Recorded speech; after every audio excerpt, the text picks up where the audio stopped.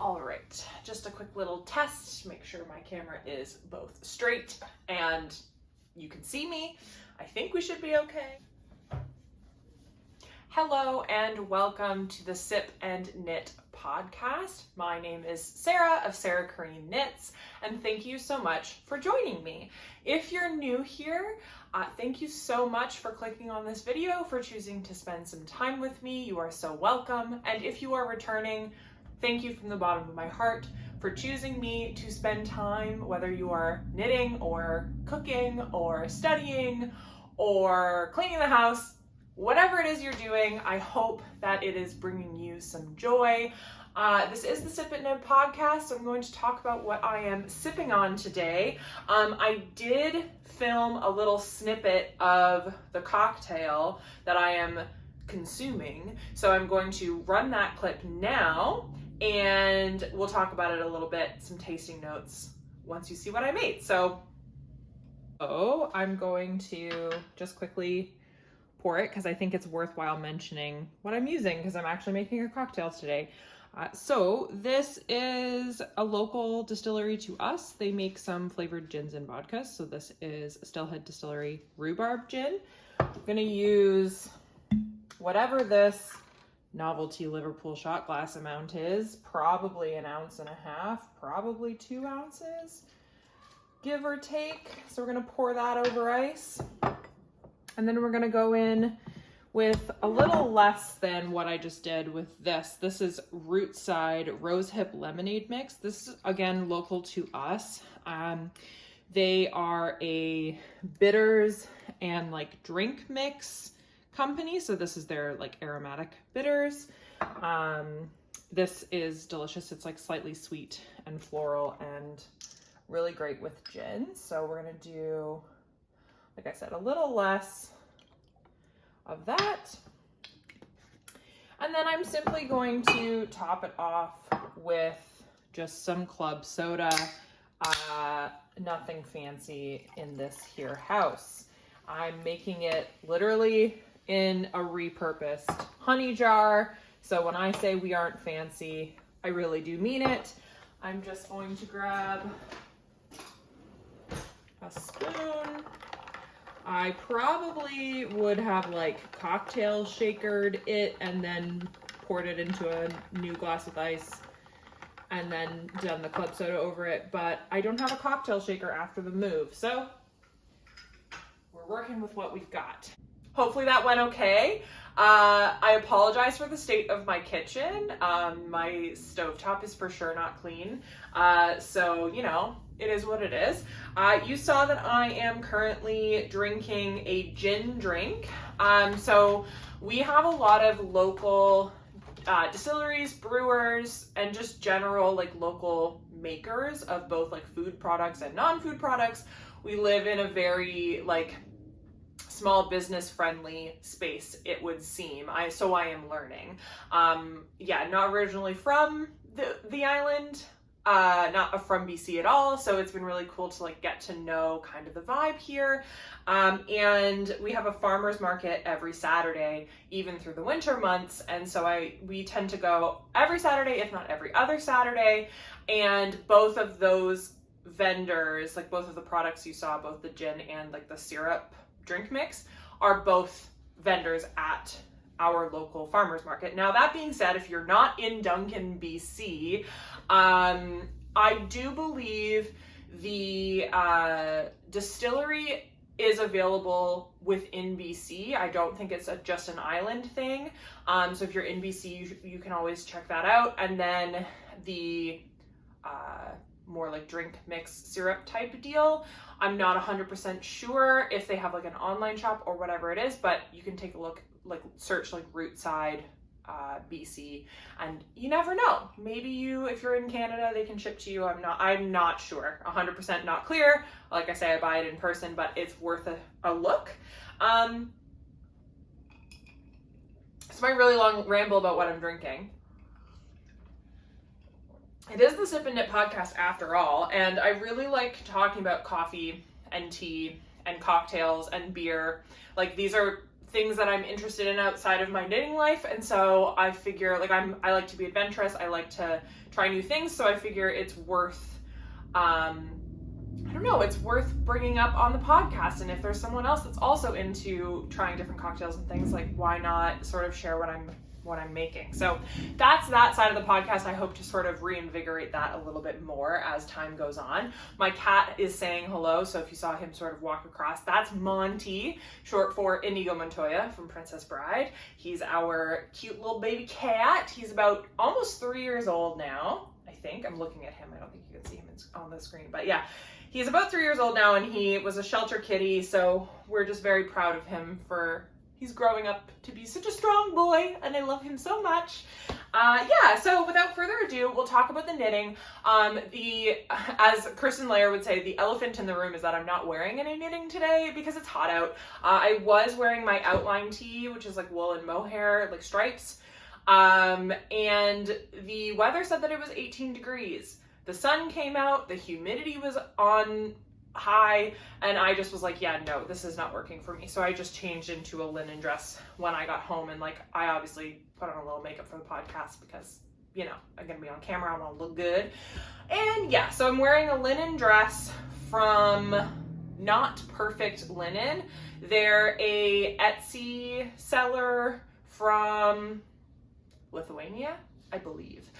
They have a really great range of linen pants, dresses, jumpsuits, tops. Their size range is slightly limited. I do believe they only go up to a 2XL, so that's not ideal, but it is small business, sustainably owned and run, and all those things. So very much appreciated.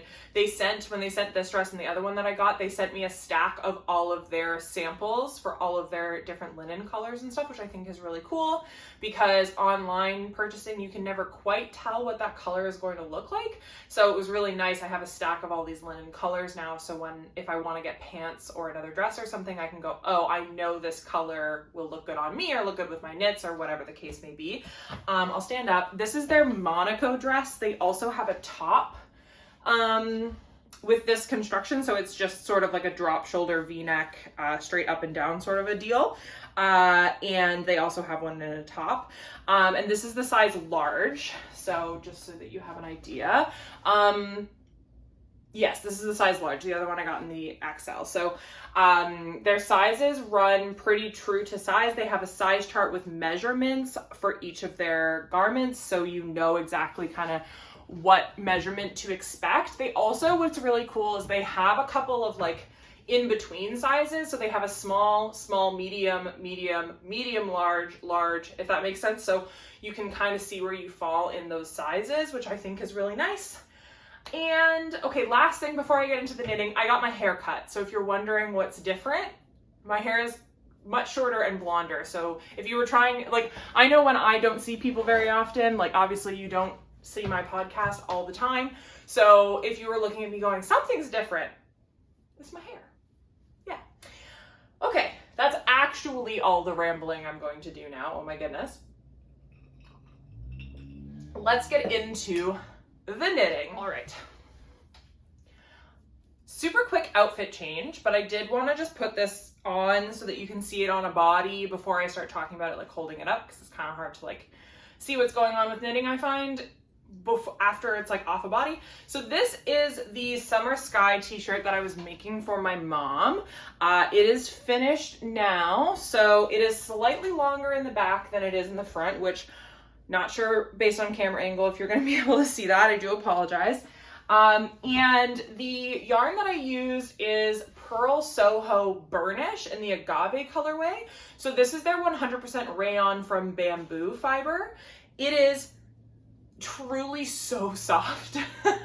It's probably like the softest fabric I've ever had on my body. It's just like really, really smooth and shiny. And I really am a fan of this for if you don't want to do silk, or if someone that you are making for is not a fan of wool. Like my mom's not super a fan. She's getting into like merino, she's realized is okay for her. But she lived in the age of like Angora sweaters in the 80s and knows for a fact like she can't do that kind of stuff. So I think she's just steered clear of animal fiber in general, which is valid. If you have an adverse reaction, you just avoid it altogether. So I made this for her with no wool content, and yeah, the fabric is lovely. But let's talk about the pattern, because I think the pattern is potentially underrated. It doesn't have a ton of projects on Ravelry, and the designer is new to me, which doesn't necessarily mean that she's not popular amongst other folks. Like, I don't want to say that just because I didn't know who she was, she's not, well known. That's not at all the vibe. I just, was looking for specifically a V-neck for my mom to knit, and I came across this new designer and noticed there weren't a lot of projects, and I was like, oh, I'll give it a go. We'll see. And it's great. So I just think that this pattern deserves a little bit more hype than maybe it is currently getting. Now that I've done a little bit of a jump cut so that you don't watch me take my clothes off. This is, like I said, the Summer Sky tee. You can find it on Ravelry. And I will link it down below. I never remember designer names. Like, I don't remember designer names as well as I remember pattern names, so I do apologize. I'm blanking on her name. This is the XL size, or the, I believe, 50.75 inch finished circumference. And I made no modifications, which is not something that is typically true for me. If you watched my video 2 videos ago about like my 6 months of knitting and stuff that I've knit recently, I tend to modify length almost every time I knit something. I usually make the body semi-cropped, or the length that I like around my like midsection, and then I will also change the length on sleeves because I have long arms. I don't know that I would necessarily say that length is a modification if it's like a sheerly just like stockinette straightforward knit. It gets a little bit more involved when there's button bands, cables, lace pattern repeats, those types of things. But I haven't got there yet, so it hasn't really mattered too much for me when it comes to modifying length. With this though, because I was knitting for someone else and my mom is fairly like standard, and there is no standard body, everyone's body is different, but what I mean to say is she's 5'6", whereas I am 6 feet tall. So I knew that like a basic, everyone grades to a size chart, right? They're not grading to specific body sizes so much as, or bodies that actually physically belong to people. They're grading for like numbers on a spreadsheet. And I knew going into it that my mom is a little more standard on bodies on a spreadsheet than I would be, just given height alone. So I knit her the XL for, I think she's gonna have 6 inches of positive ease at the bust, and I knit the length to pattern. I think that the only thing that I may have accidentally sort of done in knitting this was the front is a little bit shorter than the back. Now, it does look this way on the pattern photos, and so I think it's on purpose, but I don't know if I maybe also did the front when I was knitting flat just a little bit shorter than the back, but just by not measuring all the way, because it is fairly obvious that the front is shorter than the back, but I like that, so it didn't bother me at all. But yeah, let's talk about the construction, because I think this t-shirt, now, okay, this is to say, I don't think this is a new construction. I think that a top that is constructed like this is fairly common, but it is something that I had only done once before with the Cala tee, and there was lace paneling at the top, so there wasn't room for like the shaping that this has. I think the shaping in this is what makes this so special. So you start on the back, you cast on all the stitches from one end to the other of the tee, and you work the back panel short row shaping so that it's taller, there's more fabric at the top, and then there's less at the shoulders, like in terms of length. So there's, if there's this much in the center, there's maybe this much and this much at the shoulders, so it has that slope. And then you knit down, and then you pick up here and you go down for the V-neck, and there's shaping on both sides, both for the sleeve and for the V-neck, because when you finish the sleeves, you're only adding this small amount of ribbing. So there's more fabric that grows. Like if you see this for a drop shoulder, this is straight down, whereas the fabric you create with the short rows here provides like more of a t-shirt coverage without having to actually knit the sleeves. It's really, really cool. So I really liked that. And then, you know, straightforward stockinette body with a few increases, but the increases weren't on the sides, they were on the back, which in this fabric you can totally see them, to make like a back shaping like out this way from two straight lines, almost like darts, rather than just like increasing the width at the sides every once in a while to create like an A-line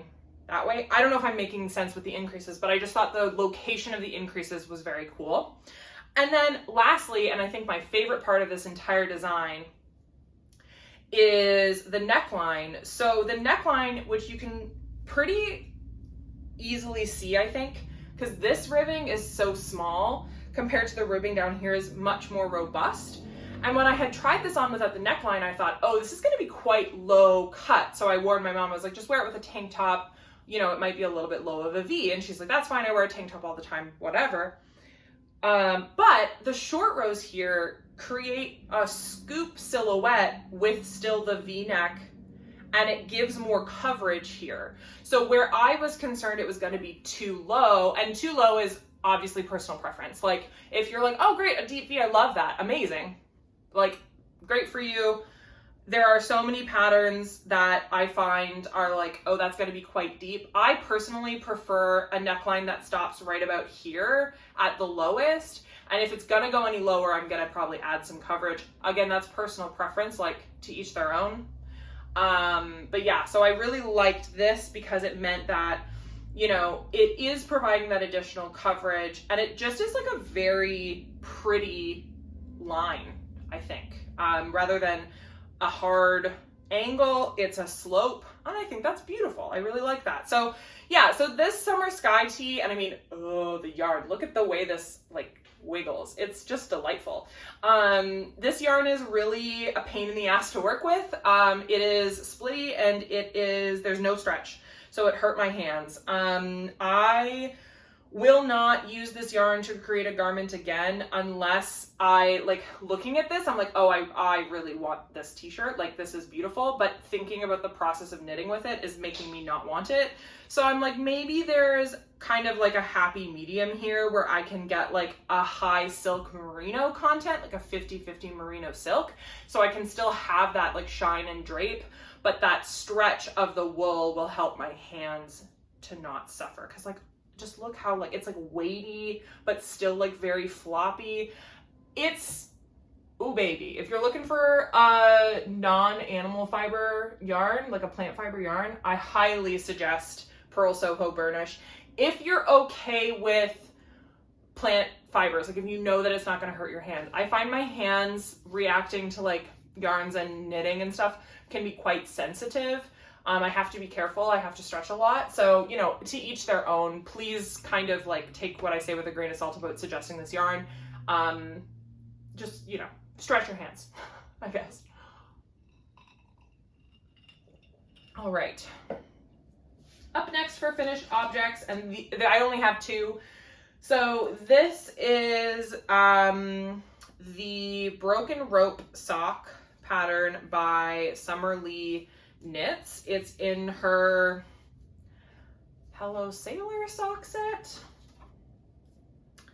That sounds right, but also wrong.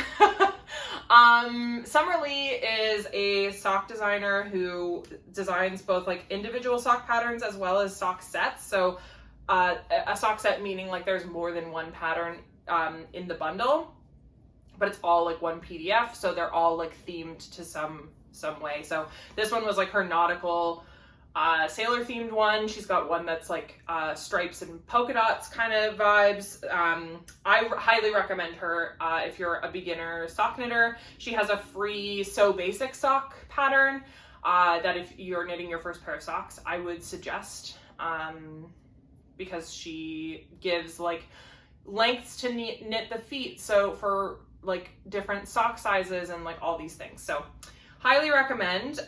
These are the broken rope socks, like I said, and they are like the gym stripe sort of patterning that she does in the pattern. She tells you exactly the number of rows that you need to get her gym stripe effect that she did. So I'm not going to share the number of rows because it's in the pattern, but like she has a pair that looks like this, and I was like, oh, I just want to knit those stripes. And instead of being like, you can knit whatever stripes you want, she actually tells you exactly what she did in case you want to recreate that, which I really appreciate. So these are knit in, I don't have the tag anymore, but I also talked about them in last week's video. I think I remember the colors.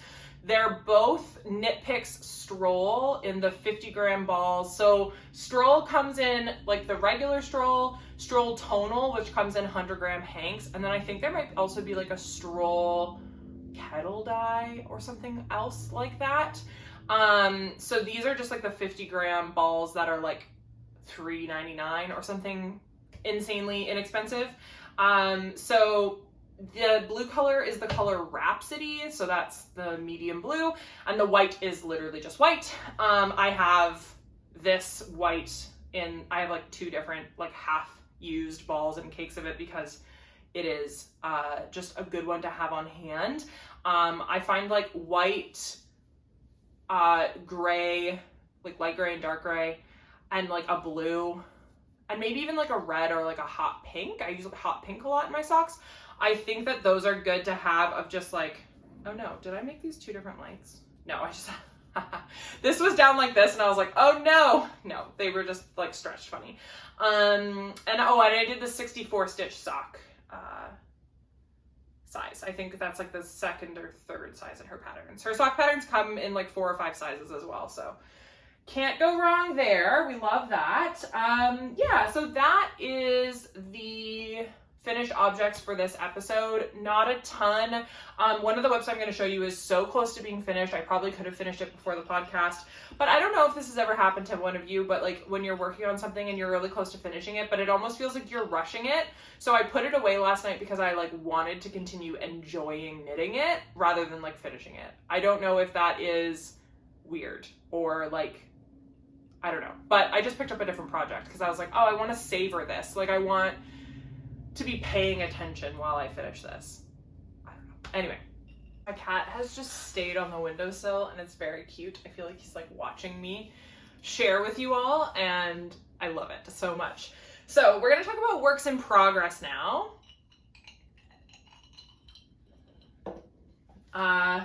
Yeah, let's talk about socks. I don't know what it is about talking about socks first for works in progress. I feel like I can get through them fairly quickly, and then talk about garments, I feel like take a little bit more focus, if you will.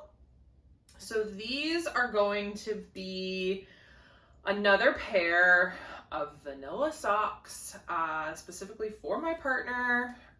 These were my, I affectionately call them D&D stress socks. So when we play D&D, I have something to like focus on other than like whatever's happening, especially if we're in combat, because combat is stressful. Last time we fought a rock, and a rock ROC, they're like giant bird creatures, gargantuan bird creatures specifically, who, you know, can like scoop you up in their mouth and fly up and then drop you from high distances, and then you go kaput on the ground. So, scary, you know. So we were doing that, and I was knitting other socks, which I'll show you at the time. And it's just like so nice to have something to do with your hands so that you're not like overthinking what you're going to do on your next turn, or you're not like, you know, freaking out. So that was good. These were those for a while. Now they're my work project. So at work, I spend some of my time on phone, which means I like have to be available to accept incoming phone calls for a certain amount of time, which means I'm like chained to my desk, and sometimes there's not always calls, so I just have knitting to sort of keep my brain busy, similar to D&D stress socks, if you will. So I showed these last time. This is the finished one. This is my almost finished one. As you can maybe tell, the heels are different. I'm not sure how like visible that is to the camera, but this is a slip stitch and this is a broken rib. I thought I did slip stitch the first time. I fully did not. So they have different heels. Oh well, they're gonna fit more or less the same because they're both slightly too short. So that's fine, that just is what it is. I'm very nearly done, but I could sit down and finish this today, but I just don't see the point in rushing them. Like, I just put on a few rounds whenever I'm in a Zoom meeting or there's no calls coming in. I'm literally, I think 5 rounds to the toe, and then I can be knitting the toe. Like, I'm right there. As you can see, the cuffs are different, and then the toes are going to be, this one's blue, this one's yellow, because why not is pretty much why. Yeah, so that's my vanilla socks. These I can't put on the sock blockers because they are heelless, and we'll talk about that. So talking about how I normally knit socks, especially for self-striping, and I'll talk about the yarn in a second, I would typically do a Fish Lips Kiss heel in a contrasting colorway. However, I'm obsessed with this yarn and I wanted to use as much of it as I possibly could. And so instead what I decided to do was put in stitch markers for where I will eventually do a cut-in heel. Now, I didn't put any yarn in, which would technically make it a forethought heel, but I did place stitch markers for where it's eventually going to go. So I don't think that makes that a fully afterthought heel either. I'm not really sure when it's an afterthought heel and when it's a forethought heel, but we're just gonna call it a cut-in heel. I'm gonna pick up stitches on the top and bottom of the row, cut the row in the center, pull the yarn out, and then knit essentially a toe on the heel. But I'm gonna knit it decreasing every other round to probably 12 or 14 stitches across, because I don't want it to be like too pointy that there's like extra fabric at the end there. And what I'm gonna do is I'm gonna pick up and knit with the black, and then it's gonna go black, gray, and then this fun speckles, which I think is gonna be a really cool bullseye effect. So that's why I decided to do that. Now, let's talk about the yarn, because I feel like that's way more important than talking about the construction of this sock, because the yarn is so freaking cool. One last thing about the construction though, because I didn't mention it in the last socks. I knit my socks on a US 1 or 2.25 millimeter needle, and I almost always do 64 stitches. I used to do 72. We realized that was too big. We're going 64 now. I say we because I knit my socks for my partner. Now I knit this on a 2.5 millimeter needle on Addies, which Addies say that a US 1 is a 2.5 millimeter. It's not, but that's okay, because the label from Area 51 Fibers, which is what this is, actually said the suggested needle was a 2.5 millimeter, and I get it. It's a fairly plump 80-20 base, so I see the logic in using that slightly thicker needle. So what I did was I cast on 60 instead of 64 stitches, and I did 2x2 ribbing in a hot pink mini that I have. I've lost the label, but it is from Old Rusted Chair. So I'll put a link to her shop below if you're interested. I think she kind of always has yarn in stock, which is fun. And she's got a bunch of minis in a bunch of colors. So this, I think it might've been like bubblegum or something apt for hot pink. So that's what that is. And then the very fun speckles, like I said already, are from Area 51 Fibers. Area 51 is Canadian. She's in Saskatchewan, and she does exclusively self-striping. I believe she updates her shop around once a week. She also has a Google form on her website for suggestions for past colorways. So I had gone on and requested that she do this color, and then the next week it was up, and I was like, that's really amazing. Oh my goodness, I must buy it now. So this is the colorway Time Warp. So if you've ever seen, sorry, I flinched, my ball of yarn almost went scattering. If you've ever seen Rocky Horror Picture Show, this yarn is from, so I'll show you the label so you can like see. Boop. This yarn is from, like, named after that movie, and the song and like the scene Time Warp. which I think they did a really good job because like all of their outfits are like black and gray with like some pop of color in some capacity, and like the room, it's just, it's very good. I think it's a very good time warp colorway. And this is 80/20 superwash merino and nylon, 425 yards per 100 grams. And the recommended gauge is 8 stitches over 2.5 millimeter needles. So 8 stitches per inch. So I was like, sure, we'll just go. I have these needles, I might as well use them.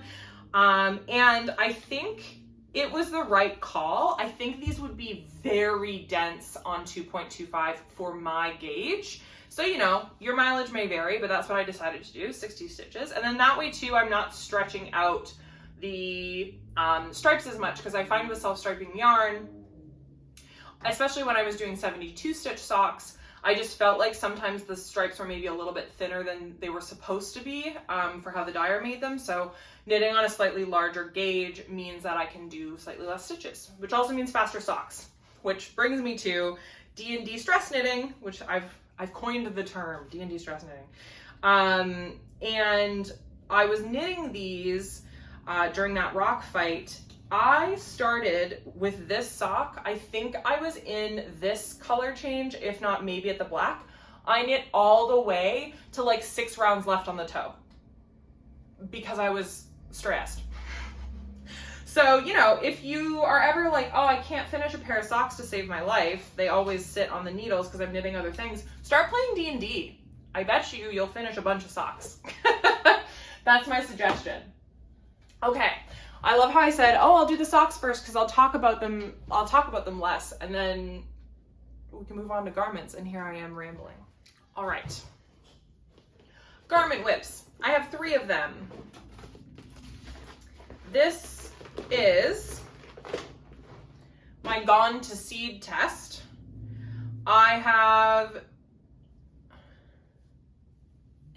I don't know how else to really show this. Oh no, it's inside out. Hold on. Let's do it that way, shall we? This is gonna probably do it no justice, but I don't really know how else to show it because I don't have it blocked yet. So there's a beautiful lace paneling here that is connected with a little like ribbing piece like that. And then you pick up and knit down, and there's some like lace near the bottom, and it's going to be, there we go. It's going to be like that, and there's going to be like a button band. So yeah, it's like a cardigan, but short sleeve, so it's more like a top. And I seamed for the first time ever. So you have to seam this little panel onto the lace. And then what I need to do is I need to pick up all of these stitches along the top and then knit the back. And then I'll need to seam the sides and like do the finishing with the button band and the armbands. I haven't gotten to it yet, but that's okay. The test doesn't end until I believe early August, so I do still have some time on this. I'd like to pick up the stitches probably this weekend just so that I can get a start on that. But yeah, I have this much left of my first skein, and I dug into my second skein. Oh no, I haven't yet. No, yeah. So I haven't even dug into my second skein yet, and I'm moving on to the back. Now, I think I talked about this previously. The designer mentioned that the 4th size, which is the one that I'm making, might require a 3rd skein, and so I didn't want to play yarn chicken for a test knit, so I bought 3 skeins. If I don't end up using it, I will probably just make, I feel like I'm touching my hair a lot, sorry. If I don't use the 3rd skein, or you know, I use 20 grams of it or whatever, I will probably just make a camisole or something simple, or I might throw it into color work. I haven't decided yet. So that's that. Up next is going to be, oh, and the yarn is for that, sorry, I didn't mention it. The Fiber Co. Meadow in the Hedgehog colorway. It is a linen, silk, wool, and llama blend, which is really fun. It's like soft and shiny, but a little bit rustic. I highly recommend it. It's like a light fingering. I would knit with it again. Like I would choose another color and continue to knit with it. I quite like it. So this is my lace rib lace. I always get the two mixed up. I believe it's rib lace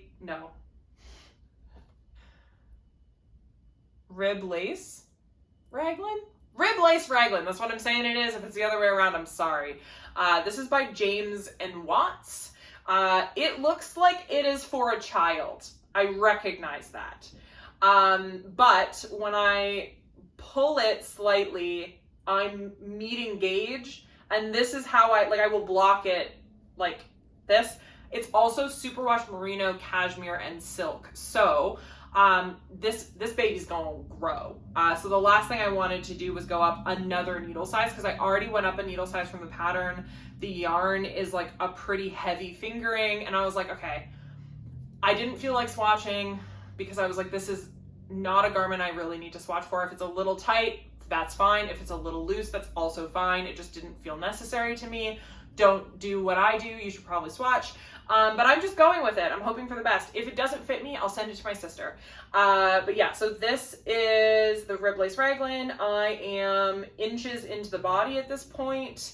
I'm going to knit it past the pattern suggested length, because the pattern suggested length is quite cropped, and I want to be able to wear it either with pants or over a dress or something like that. And if it's too cropped and it shows my belly, I won't want to wear it. So I'm adding some length. Probably gonna knit the body to around 10 to 12 inches is usually a good cropped length for me there. So like at my belly button, if not slightly below. So that's what I'll do with that one. For that, I'm using Sirdar Snuggly Cashmere Merino and Silk, the 4-ply. It comes in 50-gram balls. This is the Prince Charming colorway, but I mentioned last week that the color number doesn't come up on Ravelry as that color name. So maybe they've changed their names and stuff, but that's what it is. If you're looking, it's like a powder blue, slate blue, powder blue combo. It's a nice in-between. It's almost a little bit purple, I would say, in some lights. I'm a fan. It's a good time. I am knitting a ranunculus out of black mohair. It is Aloft by Knitpicks. It is lace weight, 260 yards for 25 grams, 72% silk. No, imagine. 72% super kid mohair and 28% silk. So that is the yarn that I'm using. I'm on my second ball, and I've still got almost 10 grams probably. Got quite a bit left. So you could do this with one skein of mohair without issue. I'm going to talk about the sizing though, because the sizing is slightly different than what I was talking about last episode. So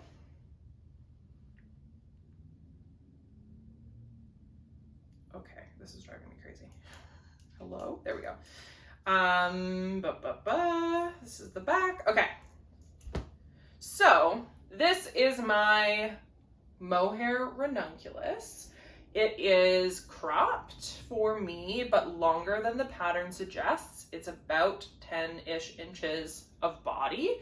And then I've also, okay, so I've knit short sleeves. However, I did not do the short sleeve version in the pattern. The short sleeve version in the pattern, you do not put the stitches on hold. You bind them off as you separate the body. I didn't do that. I did still put them on hold.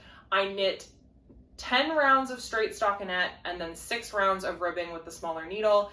And then I went back in the pattern to the short sleeve version, and I did the stretchy knit 2 together bind off that she suggests in the pattern. I originally bound off normally, and it was just too snug to where, like, if I went like this, I was uncomfortable. So I picked out a mohair bind off, which I did it. I wouldn't suggest it. But yeah, so I had to unpick that and re-knit it. So that's there. So it's much more comfortable around my bicep now. These sleeves are quite fitted around my arm, and they go to about here, which is exactly the length I was looking for. So I'm just about done here. I think I have 1 or 2 more rounds, and I need to bind them off. Now, the reason I'm loving this so much is just like the loftiness of it. Like, it's less than 50 grams, right? It's just so floaty and delightful. And I wasn't enjoying the yoke as much because I was knitting it on my Chaogu metal needles. As soon as I switched this over to my Luca wood needles, I really enjoyed knitting this. So if you are having a hard time knitting on mohair or single mohair or a plant fiber, switching to, or any, like basically any non-stretchy yarn, doesn't have to be a plant fiber, it can be anything, because mohair obviously is not a plant fiber. I digress. Mersey. Sorry, interruption from the doggo. Yes, obviously mohair is not a plant fiber. I think I mean to say like yarns that don't stretch. If you're having a hard time, and especially slippy as well, like I find that yarns that don't stretch and slippy tend to be synonymous. So like any silk, any like rayon. I haven't used 100% linens, but I imagine that would be about the same as well. Wood needles are your friend with those types of fibers. But yeah, it's just like a really good length for me as well. It's gonna hit just at the belly button, which when I'm wearing my high-waisted pants, it'll float and skim just above that line, which normally would be slightly too short for me to wear on its own. But what I plan on doing is wearing a black tank top underneath to prevent that, like, oh, I don't want to show my belly, but then I have this over top, so it's still like crop top. I don't know. If you have not knit a ranunculus and you're nervous about it, there's video instructions on every single technique in the pattern on the Ravelry page, so you can definitely do it. On top of that, the neckline calls for a tubular cast on. I didn't do that. I just did a regular cast on. It is a little tight. I probably should have done the large cast on, but when you do it with a regular cast on, it would have cinched up. So that might have been a better way to go. But I don't mind when it is a super cropped garment with short sleeves. A higher neck sort of balances that out. So yeah, I'm really a fan of that. I already have, this is my second ranunculus. I already want another one. So it is true what they say. The ranunculus is very addictive. And yeah, that's my knitting. That's it for the week. My June finished object was my mom's t-shirt. I think my July finishes are going to be both my ranunculus and my rib lace raglan. I think my stretch finish for July will also be my Gone to Seed. We'll see about that, because as soon as I'm done the other two, my rib lace and my ranunculus, I'm for sure going to cast on a t-shirt for my partner. We're going to the UK and Italy in September, and I really want to make her something to wear that's handmade, because what she has that's handmade right now is far too warm for the weather that we're going to be going into. So yeah, so I have definitely some plans that I might talk about next time, because this video is already way too long. I'll talk about my knitting plans maybe in the next video. And I'd love to hear what you have cast on or are working on since my last video, like if anything's changed, if you finished anything. I got so many lovely comments on my last video. Thank you truly to everyone who commented. It made my day for multiple days, because, you know, I think it ended up being 40 individual comments. And I did my absolute hardest try at responding to every single person who commented. And I had to count because of the giveaway, which I counted how many comments I got, which were 40 individual, like, first comments. And then I did a random number generator, and I got the number 21. And I just counted from the top on my phone on the video to the 21st comment. Now, if you're watching that video and you count 21 and you don't get the same person, I don't know. Like, I don't know how YouTube orders things. I wanted it to be kind of as random as possible. And, you know, I didn't have hundreds of comments to sort through. So for me, the most like simple way of doing that was just saying, okay, if there's 40 comments, I'll hit random number generator on Google. It spits out the number 21. I count to the 21st person, and that's the person who wins. So, saying all of that, without further ado, with mohair in my mouth, oh no. Cute. Okay. Without further ado, the giveaway. Okay, so this is the sugar and candy bag with a dark blue Mondim sock yarn that's gonna go with it. The winner of this giveaway is Victoria. I believe Victoria Sorensen. I'm going to put the comment right here, like picture in picture, so that you can see your comment. Victoria, I've also replied to your comment on that video telling you are the winner, and my email address is there. So if you can email me and we can figure out your address so that I can ship this to you. You mentioned that you're a grandma in Washington, and you left a really lovely comment. So first of all, every comment that was left was lovely and beautiful. So it's not to say that like I chose based on comment. I didn't. I chose based on a random number. But it was really fun to see that the person who won like related to me and what I talked about in the last video, and it was just very nice. It was exactly what I hoped. So thank you so much for watching. Thank you so much for commenting and participating in last week's or 2 weeks ago's giveaway. I want this to be the first of many. I'm a little bit envious of the podcasts that have other like makers, like yarn dyers and project bag makers and stitch marker makers who like they have PO boxes and people send them stuff so that they can do giveaways for their followers. Like that's the dream, because I will absolutely buy things for giveaways. Like I'm so happy to purchase a present for someone who's like spending time with me. That's no problem. It's no skin off my back. I love buying yarn. Why wouldn't I also buy yarn for a fiber friend online? Like that is fine. But the idea of being able to do giveaways like every podcast, oh my gosh, it's so cool. Like I think of like Needles at the Ready and the Grocery Girls and stuff, and they do giveaways all the time because they have a PO box that people send stuff to, and it's just so cool. I just feel like there's such a love in this community, and the desire to give back is big. I want nothing more than to make people happy with yarn and fiber and nitty goodness. So I don't know. Anyway, that's a ramble. That's a share about my inner thoughts about like the goals of the podcast. If there's a goal of this podcast, it's just so that I can give people pretty yarn. That's it. So Victoria, congratulations on winning this giveaway. Hopefully you get in touch with me over email. If by the time the next podcast rolls around, for some reason I haven't heard from Victoria, then I will pick a new one and I'll announce it there and I'll comment on that person's, but I don't want to get to that point. So we're just going to say like that's not what's happening. Victoria's totally going to message me. I'm putting it out into the universe. And that's it. I usually do a chatter segment at the end of these to talk about what I've been thinking about the knitting community and like the world at large and like things that have been like on my mind over the past 2 weeks. Frankly, everything has been a little bit heavy and a little bit sad and a little bit awful. Not like in my personal life, like I'm fine, but the news it's been quite the news cycle, I guess is what I'm trying to say. And so I don't want to harp on that because you know already, and anything that I'm going to say is not as useful as donating to abortion funds in the US right now. So I guess I'm going to leave it on that. Donate to your local abortion fund and hug each other and support each other, and that's it. That's my end of that thought, I think. I'm going to leave it there. I'm not going to do a chatter segment today.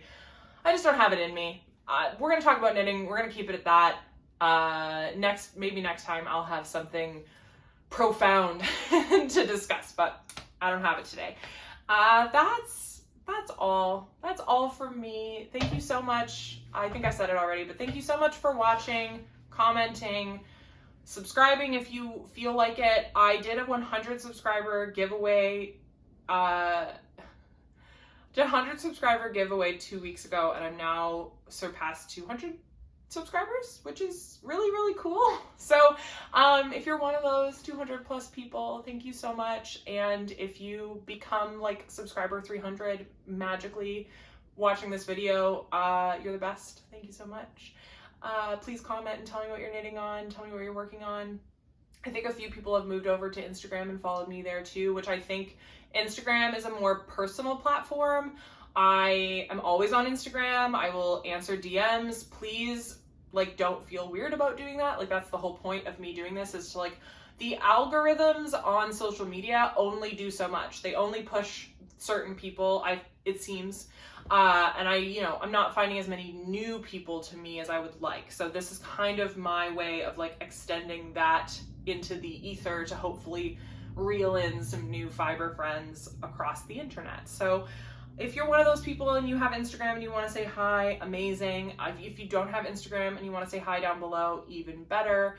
Not even better. It's fine either way. I just mean like, thank you for communicating, even if you don't have Instagram. That's what I mean. Woo.